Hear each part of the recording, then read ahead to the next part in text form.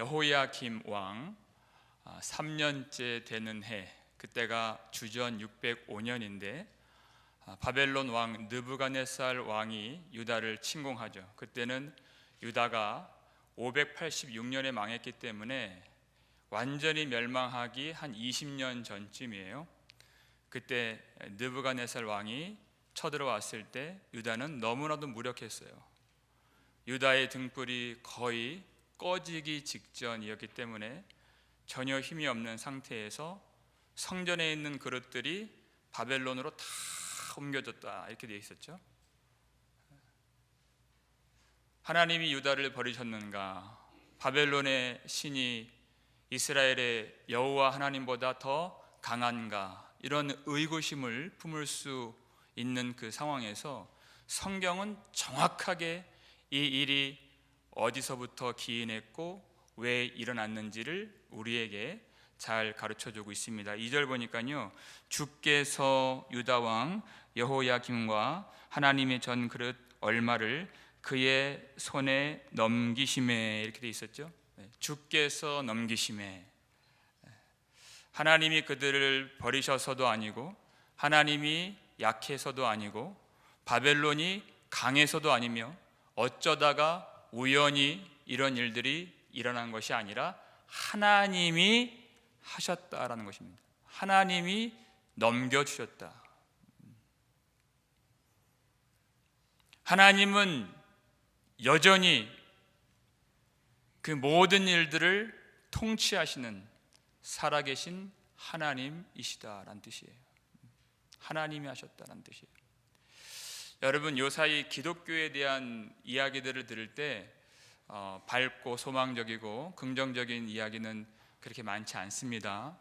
얼마 전만 하더라도 한국 교회 기독교 인구가 1,000만 명, 1,200만 명 그렇게 계수를 했는데 요즘은 그렇지 않습니다.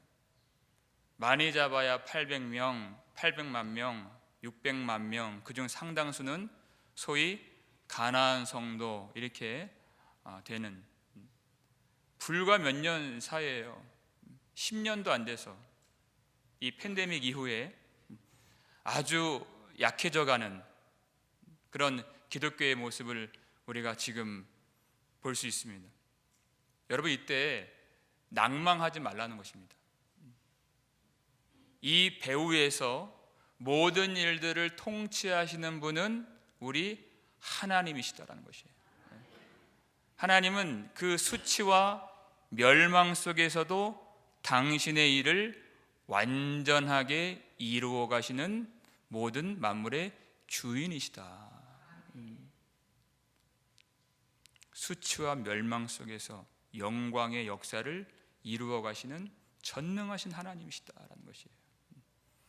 그러니까 여러분, 낙심하지 말고 그 배후에서 역사하시는 모든 만물의 주인이신 하나님을 바라보면서 하나님의 뜻이 무엇인가를 찾으면서 그 뜻대로 순종하는 것이 성도의 본분인 것입니다. 그 성전에 있는 그릇들이 다 옮겨져 왔을 때 그때 함께 포로로 끌려온 사람들 중에 다니엘이 있었고 그 친구들이 있었다는 것이에요. 그들에 대한 명령이 내려지죠. 왕이 환관장에게 이렇게 명령을 합니다. 3절 말씀, 4절 말씀 우리 함께 읽겠습니다.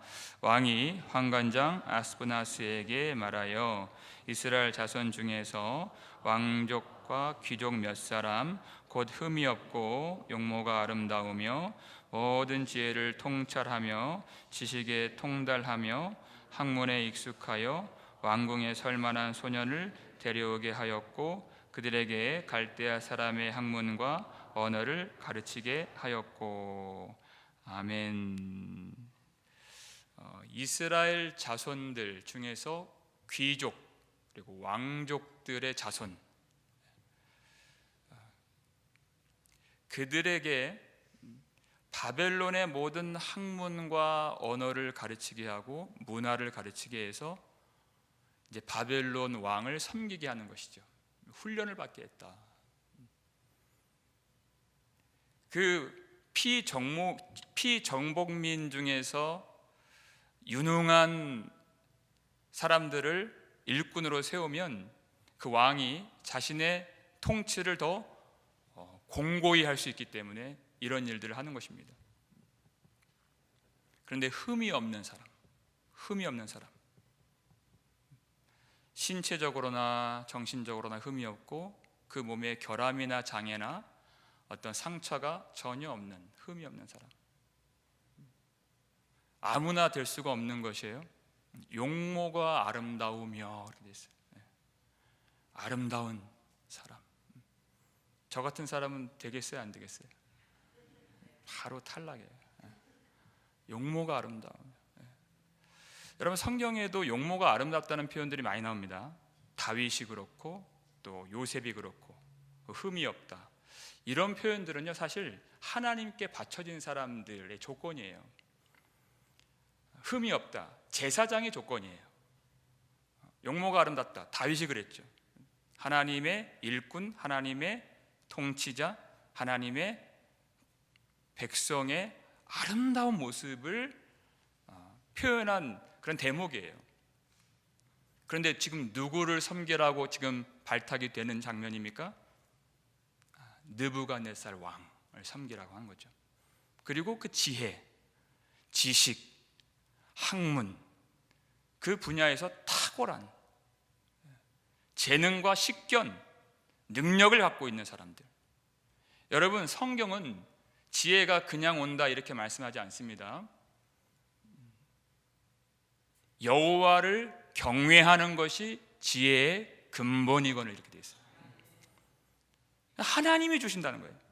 흠이 없는 것, 그다음에 아름다운 용모, 그리고 지혜와 지식, 이 모든 것들은 하나님이 주시는 것들이에요. 왜? 하나님을 섬기라고 주시는 것이에요. 그런데 지금 어떤 상황이에요? 하나님을 섬기라고 그 많은 이 재능과 은사와 실력과 능력을 받은 이 소년들이 누구를 섬기게끔 되어 있어요? 하나님의 나라와 하나님의 영광을 위하여서 하나님을 섬기도록 부름받은 하나님의 백성들이 지금 성전을 무너뜨리고 예루살렘을 파괴한 바벨론의 느부갓네살 왕을 지금 섬기라고 발탁이 되는 장면인 것입니다. 여러분, 이 일에 이 선발되는 것이 하나님을 경외하는 사람 입장에서는 얼마나 마음이 무겁고 어려운 일일까 한번 생각을 한번 해보세요. 느부갓네살 왕은요, 예루살렘 성벽을 무너뜨린 사람이에요. 하나님의 임재가 있다고 생각하는 그 예루살렘 성전을 불태워버린 사람이에요. 그런데 나는 하나님의 백성인데 이 느부갓네살 왕을 섬기라고 내가 선발이 되었다? 마음이 얼마나 무거울까 하는 것이에요. 피할 수가 없어요. 왜? 주께서 넘기심에 하나님이 넘겨주셨기 때문에. 그래서 그들이 훈련을 받는 내용들이 여기 소개되어 있습니다. 그들에게 갈대아 사람의 학문과 언어를 가르치게 하였고, 그랬어요. 학문을 가르쳤다. 3년간 훈련을 시키는 거예요. 학문을 가르치는 그 작업은 그들이 갖고 있는 가치관을 다 밀어버리는 작업이었어요. 여러분, 다니엘과 그 친구들이 갖고 있는 가치관, 그것은 여호와 하나님 중심의 가치관이었어요. 하나님 중심.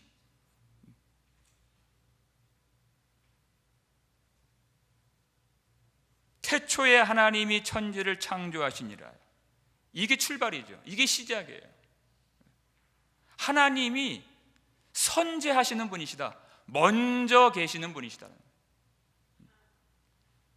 물질이 아니에요. 세상이 아니에요. 세상보다 먼저 계신, 아니 영원 전부터 영원까지 계시는 하나님, 영원하신 하나님, 이게 그들이 갖고 있는 이 세계관의 출발이었습니다. 하나님이 선재하시고, 그리고 세상을 하나님이 만드시고 창조하시고, 하나님이 지금도 통치하시는 전능하신 하나님, 만물의 주인 되신 하나님. 그런데 여러분, 바벨론의 학문이라고 하는 것은 이들이 갖고 있는 이 가치관과 정반대의 것이에요. 그들의 천문학, 그들의 인문학,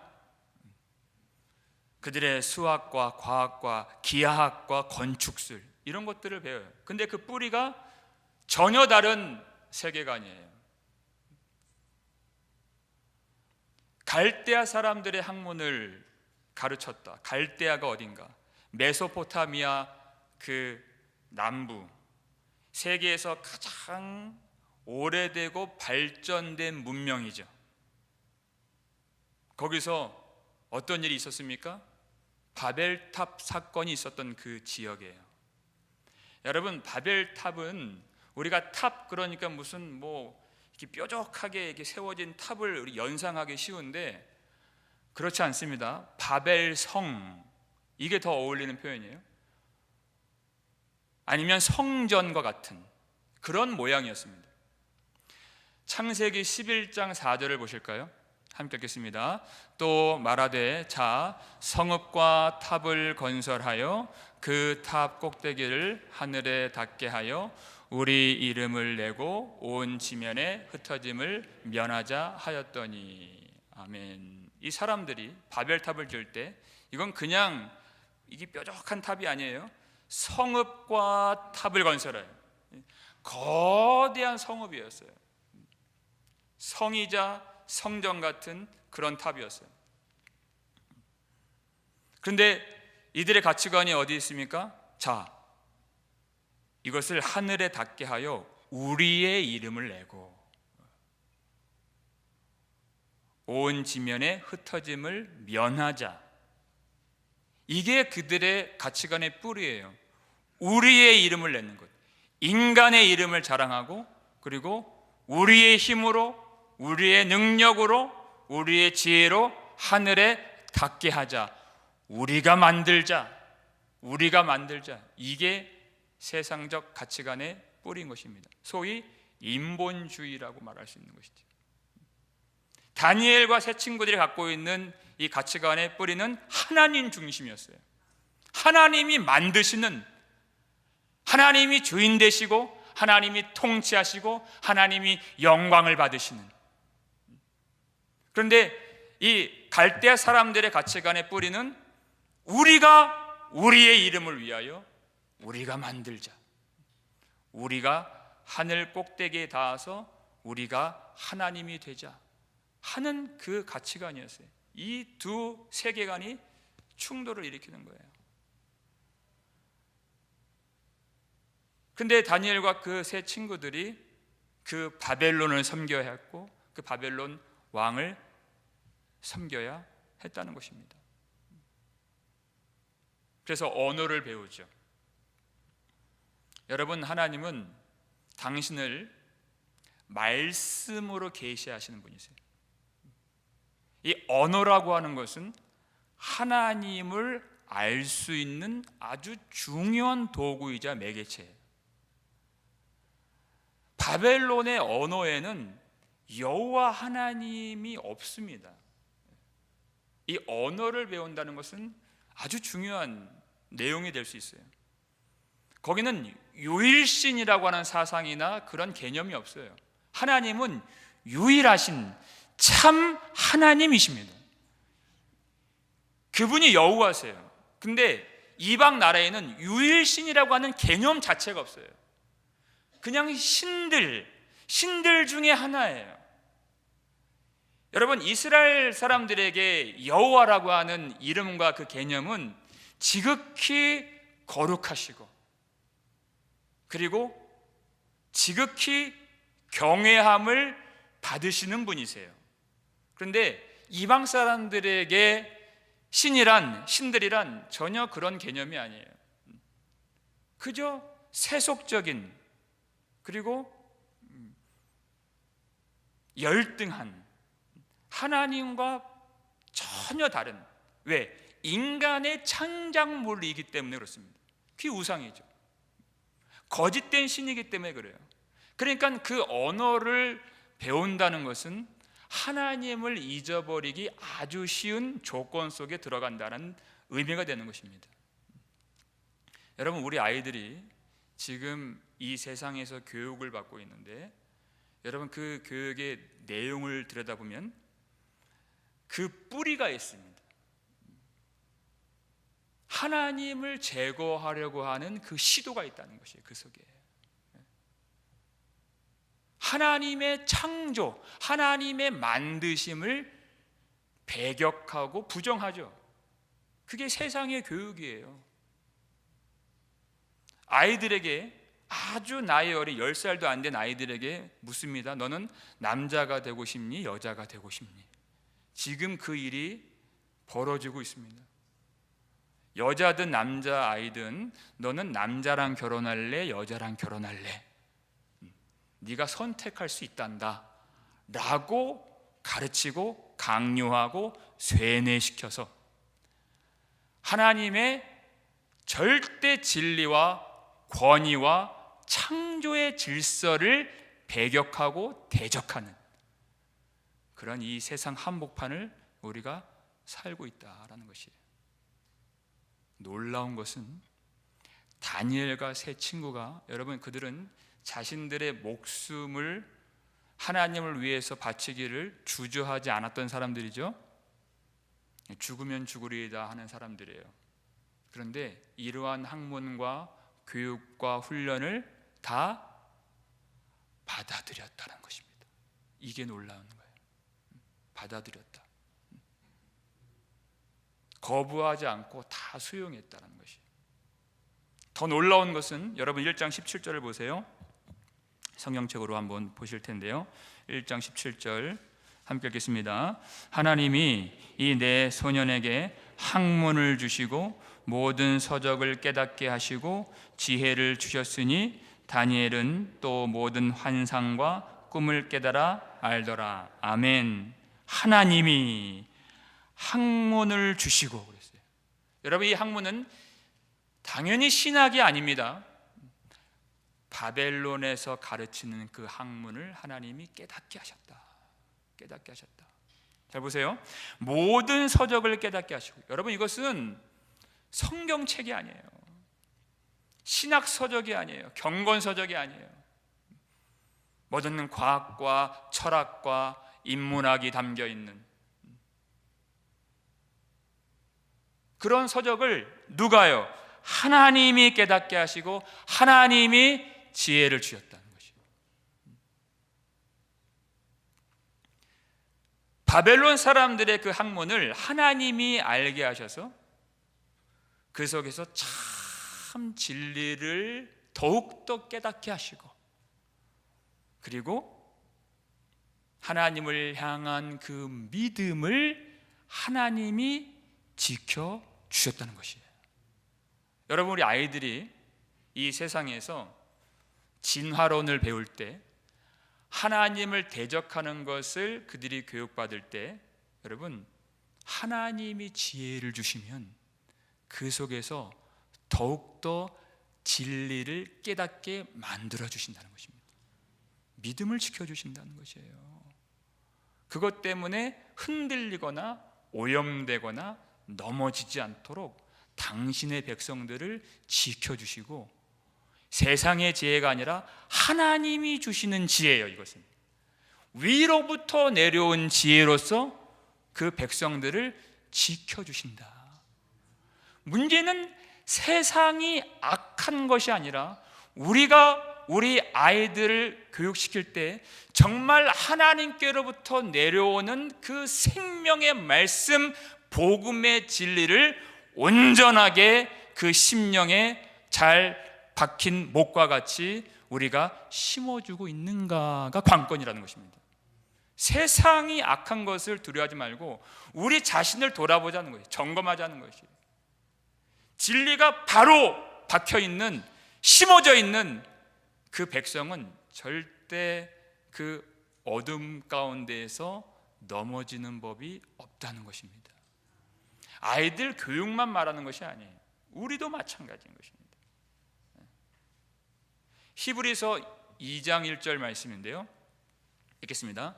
그러므로 우리는 들은 것에 더욱 유념함으로 우리가 흘러 떠내려가지 않도록 함이 마땅하니라. 아멘.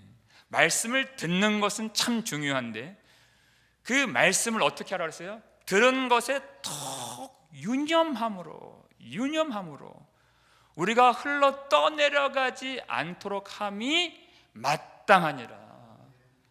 듣는 것이 있고 유념하는 것이 따로 있다는 것이에요. 예배 나와서 듣는 것,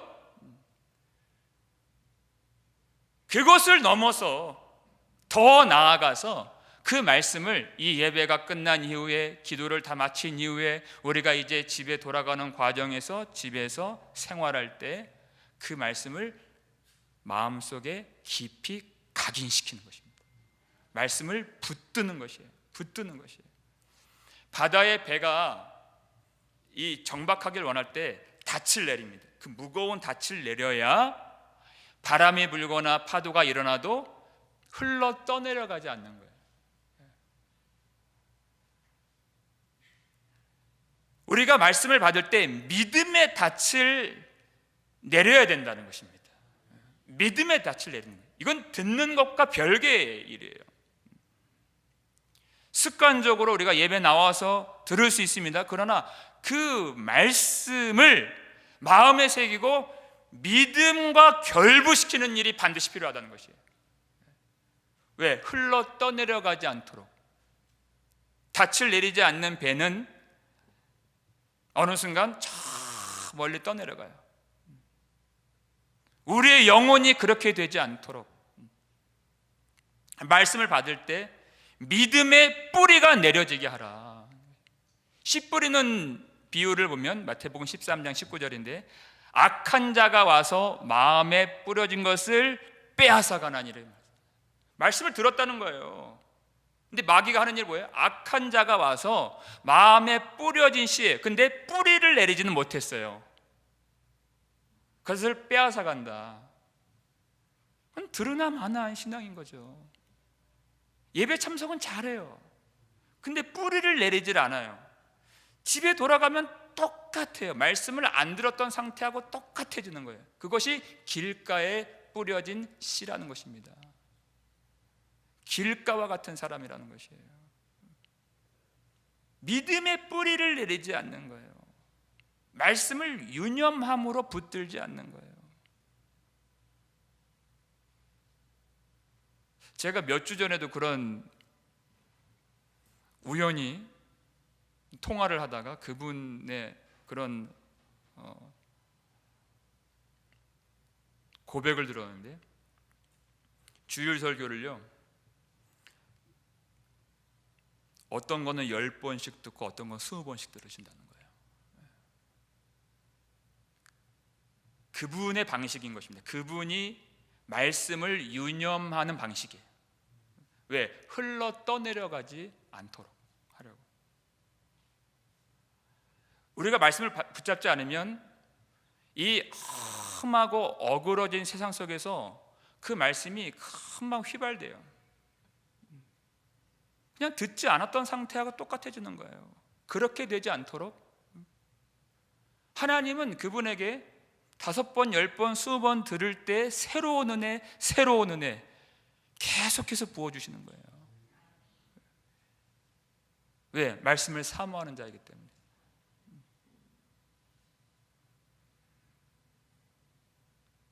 여러분, 이 어두운 땅으로 옮겨진 바 된 다니엘, 전혀 하나님의 이름이 불려지지 않는 이 이방 나라에서 갈대아 사람들의 학문을 배우고 언어를 배우고 문화를 배우는 그 과정 속에서도 이 다니엘과 이 세 친구들 전혀 요동하지 않고 그 세상의 큰 파도에 휩쓸려가지 않고 떠내려가지 않고 하나님만 바라보면서 하나님을 섬길 수 있었다는 것입니다. 세상의 비진리가 문제가 아니에요. 하나님이 주신 말씀을 내가 얼마만큼 붙들며 살고 있는가. 예수님이 우리를 세상의 빛이라고 말씀하셨습니다. 이 세상은 어두운 세상인데 세상의 빛이라는 그 말씀은 이 세상의 어둠이 너희를 덮지 못하리라, 그 뜻이에요. 빛이 이긴다는 것입니다. 어둠에 눌리고 덮이고 묵살되고 지배당하는 그게 빛이겠습니까? 그렇지 않죠.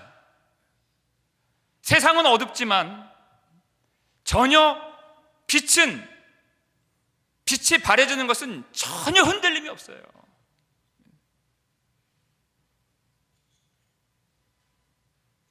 그 어두운 세상에 그 섬광 같은 그 고든 빛이 뻗어나가는 것이에요. 그게 교회이고 그게 하나님의 백성의 존재 방식인 것입니다. 아무리 어둡다? 아니에요.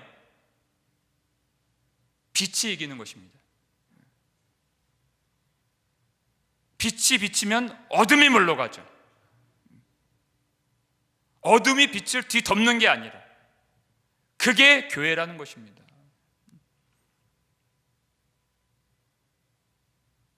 이 어그러진 세상 속에서 다니엘과 이 세 친구들은 흔들리지 않고 겉으로는 바벨론 왕을 섬기는 그 과정을 걷고 있지만 그 속에서도 모든 만물의 주인이신 하나님을 섬길 수 있다는 것을 하나님이 가르쳐 주시는 것입니다. 하나님을 섬길 수 있다. 여러분, 아합이라고 하는 사람 얼마나 하나님을 대적하는 그런 정권이었습니까? 아합과 이세벨, 여호와의 선지자들을 무참히 죽인 자들이에요. 근데 그 하나님을 대적하는 정권, 이 아합 밑에 있는 이 신하들 중에서 지극히 여호와를 경외하는 사람도 있었다는 것입니다. 오바댜라고 하는 사람이 바로 그 사람이죠. 이 악한 정권 속에서도 그는 여호와를 아주 지극히 경외하는 사람이에요. 하나님이 그를 심어두신 거예요. 거기서도 하나님을 섬기고 그리고 선지자들을 숨겨주고 그들의 생명을 보호해 줄 수 있도록 하나님이 그 악한 정권 속에도 하나님의 사람을 넣어주신 거예요. 여러분, 그렇기 때문에 우리는 꼭 기독교 학교로 보내야 돼. 꼭 기독교 회사로 가야 돼. 기독교 단체로 가야 돼. 여러분, 그렇게 하지 마십시오. 지금 여기가 어디예요? 바벨론 땅입니다. 하나님은 기독교 학교에만 계시는 분이 아니세요. 기독교 단체에만 계시는 분이 아니세요. 바벨론도 하나님의 것이고 하나님은 바벨론에서도 능히 통치하시는 전능하신 하나님이십니다. 교회에서 조금만 기도 많이 하고 조금만 좀 이렇게 신실해 보이면 다 신학교를 보냈어요. 뭐 저는 그런 케이스는 아니지만은 야, 너 신학교 가야 되겠다. 그렇게 하는 거 아닙니다, 여러분. 아니, 그런 사람들이 다 신학교 가면 교회는 어떻게 되겠어요? 하나님이 지금 다니엘을 지금 뭘 만드세요? 바벨론 땅의 정치가로 만드시잖아요, 하나님이.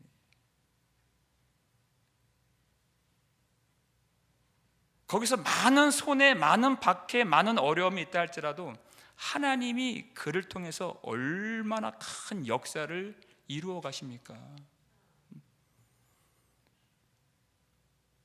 꼭 신학자를 통해서, 목사를 통해서 하는 거 아니에요.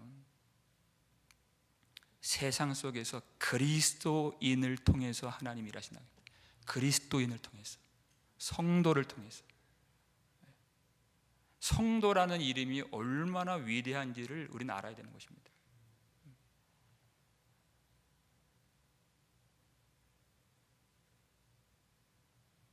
이 다니엘과 세 친구가 많은 어려움을 당하는데요, 그 중에 하나, 그들이 언어도 배워야 되고 훈련도 받아야 되고 학문도 배워야 되는데 그들이 이름이 바뀌죠. 7절 말씀을 한번 볼까요? 읽겠습니다. 환관장이 그들의 이름을 고쳐 다니엘은 벨드사살이라 하고 하나냐는 사드락이라 하고 미사엘은 메삭이라 하고 아사랴는 아벳느고라 하였더라. 참, 여러분, 이름이 바뀐다는 것, 특히 유대인들에게 이 이름은 아주 중요한 이름이죠. 그들의 전 인격이 이름에 담겨 있다고 생각을 했고, 그리고 신앙의 정체성이 그 이름 안에 있었습니다. 다니엘, 여러분 성경에서 사람의 엘 이렇게 붙은 게 다 하나님과 관련된 이름이에요. 엘이 하나님이에요. 하나님이 심판하신다, 이게 다니엘이에요. 다니엘. 하나냐, 하나님이 은혜로우시다라는 뜻이에요. 미사엘, 누가 하나님과 비기겠느냐라는 뜻이에요. 하나님밖에 없다는 뜻이에요. 아사랴, 하나님은 나의 도움이시라라는 뜻이에요. 그러니까 다 신앙의 정체성이 그 이름 안에 있죠. 근데 환관장이 이름을 다 바꿔버렸어요. 다 우상이 들어있는 이름이에요. 벨드사살, 벨은 그 바벨론에 있는 여러 신들 중에 하나가 벨이에요. 벨. 벨이여 그의 생명을 보호하소서란 뜻이에요. 이런 이름, 우상의 그 이름이 담겨있는 이름을 받았을 때 여러분 그 심경이 어떻겠습니까?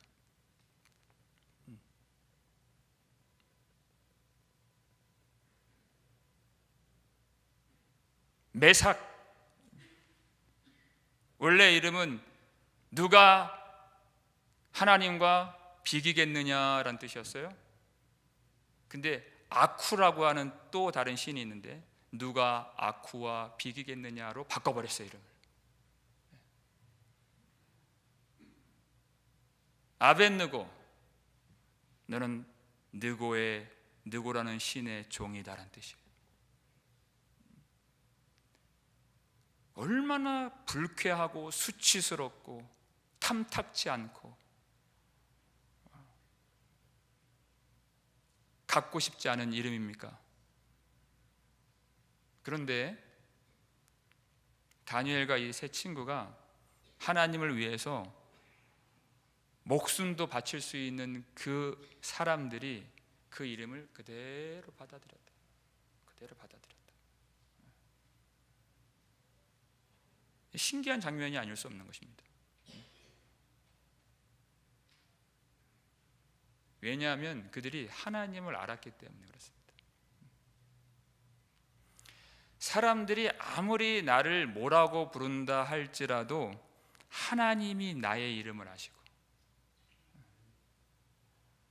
하나님이 그 우상들은 실존하는 신들이 아닌데 하나님이 살아계신 유일하신 참 하나님이신 것을 알기 때문에, 하나님이 지금도 통치하시는 주인이신 것을 알기 때문에 그냥 그대로 받아들여요. 그것을 하나님이 누구신지 알았고 하나님의 약속을 알았다. 약속을 알았다. 그 약속을 알아야 흔들리지 않는 것입니다. 어떤 약속을 알았느냐? 우리 예레미야 25장 11절 12절 말씀 읽겠습니다. 이 모든 땅이 폐허가 되어 놀랄 일이 될 것이며 이 민족들은 70년 동안 바벨론의 왕을 섬기리라. 여호와의 말씀이니라. 70년이 끝나면 내가 바벨론의 왕과 그의 나라와 갈대아인의 땅을 그 죄악으로 말미암아 벌하여 영원히 폐허가 되게 하되. 아멘. 이 하나님 약속이에요. 바벨론에 끌려가기 전부터 너희는 바벨론 왕을 섬기라. 이게 하나님의 뜻이었어요. 바벨론 왕을 섬기라. 얼마 동안이요? 70년 동안. 70년 동안. 기한이 있다는 거예요. 끝이 있다는 겁니다. 70년 동안 바벨론 왕을 섬기라. 이게 하나님의 뜻이에요. 왜? 유다가 징계를 받아야 되기 때문에. 그러나 70년이 끝나면 내가 바벨론 왕과 그의 나라와 갈대아인의 땅을 그 죄악으로 말미암아 벌하여 영원히 폐허가 되게 하리라. 하나님의 약속이에요. 하나님의 뜻을 아는 거예요. 지금 그들의 육신의 눈으로는 바벨론이 너무나도 강력해 보여요. 그러나 그 배후에 계신 하나님이 그 바벨론을 세우기도 하시고 때가 참에 그 바벨론을 패하기도 하시는 하나님. 그 하나님을 바라보는 거예요. 육신의 눈으로 바벨론을 보는 것이 아니라 그 배후에 계신 바벨론을 세우셨다가 그리고 때가 참에 그 바벨론을 망하게 하시는 하나님, 그분을 바라보는 것입니다. 하나님 말씀하실 때 바벨론 왕을 섬겨라. 섬겨라. 그 바벨론 왕을 섬기는 그 자리에서 모든 만물의 주인이신 하나님을 섬길 수 있노라. 그 뜻이에요. 하나님을 섬길 수 있다.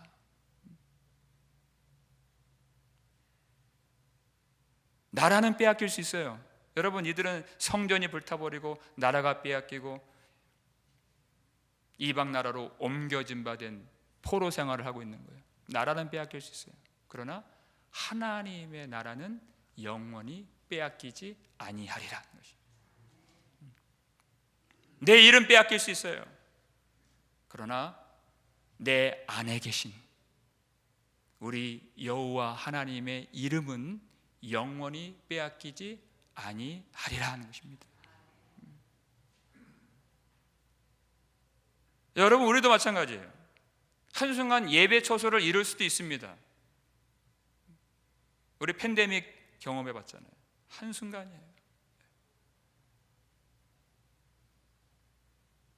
나의 신분 하루아침에 비천해질 수도 있는 것이 인생이에요. 내가 지금 누리는 것들 한순간에 잃어버릴 수도 있는 것이 인생이에요.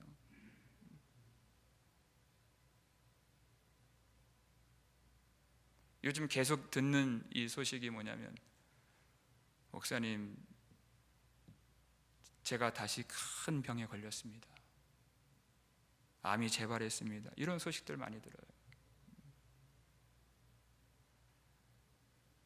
그렇다 할지라도 우리는 그 자리에서 하나님을 섬길 수 있음을 알아야 된다는 것입니다. 내가 원하는 자리가 아니고 내 마음 같지 않고 많은 좋은 조건들을 잃어버리고 그리고 아주 좋은 가치들을 상실한 그 자리라 할지라도 여전히 하나님은 살아계시고 여전히 하나님은 나의 하나님이 되시며 여전히 하나님은 그 뜻대로만 역사하시는 모든 만물의 참 주인이심을 믿는 것입니다. 여러분, 우리에게 신앙이 있습니다.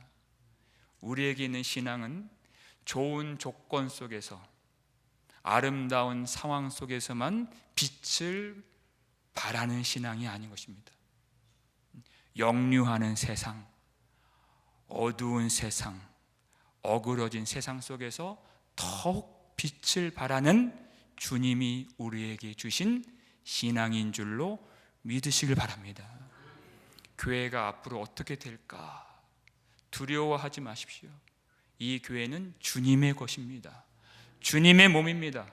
영원토록 주님께서 보호하시는 주님의 교회이며 주님이 우리의 머리가 되십니다. 두려워하지 마시고, 하나님의 나라는 영원히 쇠하지 않는다는 이 복음의 사실을 붙드시기를 바랍니다. 우리가 받은 약속의 말씀, 그냥 듣기만 하는 것이 아니라 이 말씀을 유념하고 붙드는 것입니다.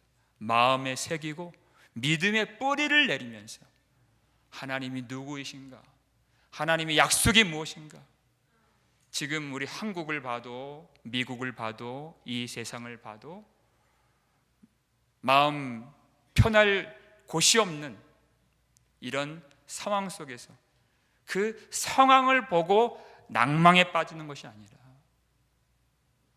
모든 만물을 창조하시고 통치하시고 그 선하신 뜻대로 이루어 가시는 그 하나님을 알며 그 약속의 말씀에 믿음의 뿌리를 내리시기를 주님의 이름으로 축원합니다.